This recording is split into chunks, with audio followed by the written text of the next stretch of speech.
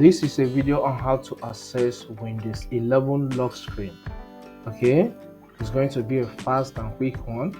If you want to access the Windows 11 lock screen, what you need to do is to click on the Windows logo icon being at the taskbar of your computer by default. Okay, then click on the human icon. You can see the human icon here. You can see that. Click on that, the human head icon. Then select the option to lock. Okay, once you do that, the Windows 11 computer lock screen will be activated. Thank you. If you want to unlock that, still press any keyboard of your computer, then click on sign in and then sign into your account. It's as simple as that. Thank you.